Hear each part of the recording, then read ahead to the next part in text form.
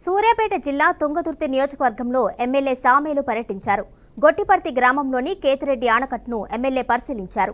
కేతిరెడ్డి ఆనకట్ట పనులకు నిధుల్ని మంజూరు చేసి రైతాంగాన్ని ఆదుకుంటామని ఎమ్మెల్యే హామీ ఇచ్చారు. రైతు సంక్షేమమే ధ్యేయంగా కాంగ్రెస్ పార్టీ పనిచేస్తుందని ఎమ్మెల్యే అన్నారు.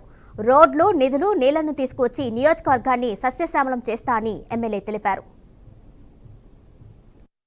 ఈ గ్రామానికి దాదాపు 20,000 రెవెన్యూ ఉంటుంది. ఇక్కడ 20,000 ఆయకట్టు, ఇది 20,000 ఎకరాల ఆయకట్టు.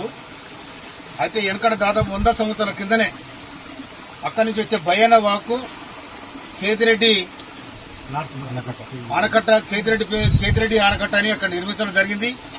అది ఏ ఊరు దగ్గర? అది మామిడాల దగ్గర ఈ బయ్యన వాకు అడ్డం కట్టడం వల్ల ఆ నీళ్ళన్నీ కూడా ఇక్కడ లిఫ్ట్ అయ్యి ఈ నీళ్లతోని గొట్టిపర్తి, రావులపల్లి, మానాపురం, కుక్కడం, గుంటపల్లి, ముకుందాపురం, మధ్యరాల ముకుందాపురం దాదాపు 15 గ్రామాలకు ఇది వ్యవసాయ రంగానికి పనికొచ్చే కాలువ. ఇది కనుక ఈ ప్రస్తుతానికి మొన్న వచ్చిన ఫ్లడ్స్ ఏతున్నాయో వర్షాలకు ఈ కాలువ మీద దాదాపు 4 దిక్కుల ఈ కట్టలు దిగిపోయినాయి. అయినా కూడా రైతులు కాపాడుకొని ఆ బస్తాలనేది ఇసుక నింపుకొని ఇటువంటి గల్లుబడ్డ కాడ కూడా వాళ్ళు కాపాడుకొని మళ్ళీ వరిసేలు పారించుకుంటున్నారు.